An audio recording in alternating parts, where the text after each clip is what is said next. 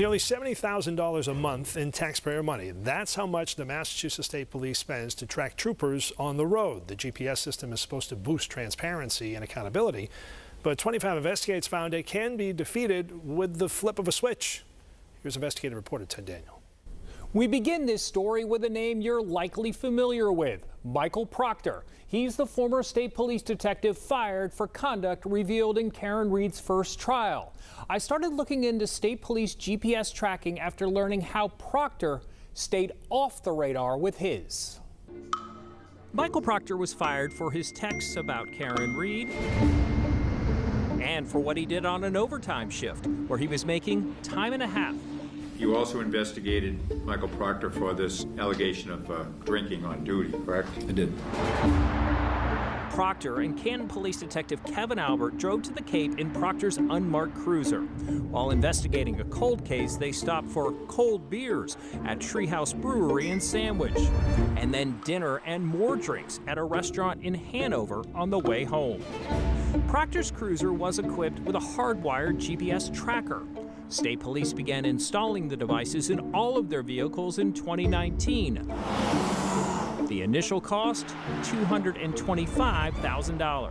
So I believe that this is an important step forward for the department, an important resource for the department. Then Colonel Christopher Mason touted it as an accountability tool, following the overtime fraud scandal that rocked the agency in 2018. So we'll now have the ability to track historical time and attendance.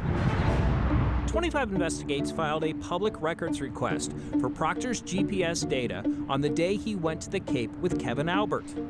If you go by the report, Proctor drove a total of 8 seconds that day and never left his hometown of Canton.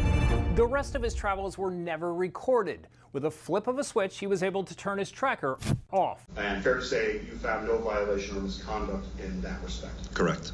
Michael, would you like to make any comment? Proctor was never disciplined for turning off his vehicle locator because he was authorized to. You can't shut your radio off, so why would you shut that off? Dennis Galvin is a retired state police major and president of the Massachusetts Association for Professional Law Enforcement.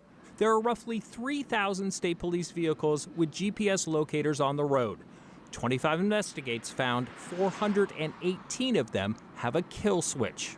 An agency spokesperson says tracking can only be disabled with a supervisor's permission, and only in sensitive investigations where location data can put people at risk. We asked Galvin about that. You could wind up disclosing information about critical witnesses or even informants and things like that. And those are things that it would be in the department's interest to make sure that weren't available.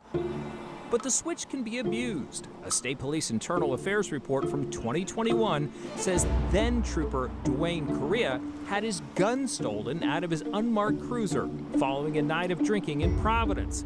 The report says Correa disabled his tracker to conceal his whereabouts from his supervisors. I think there's a management obligation here to make sure that there's compliance. State police denied our request for a list of all the vehicles where tracking can be shut off, calling it detrimental to the security and safety of uniformed members. A state police spokesperson tells me newly appointed Colonel Jeffrey Noble recently increased oversight on the small number of requests to temporarily disable the system to protect the personal safety of troopers, victims, and witnesses. And state police say that GPS data is cross-referenced when reviewing payroll. For 25 Investigates, I'm Ted Daniel.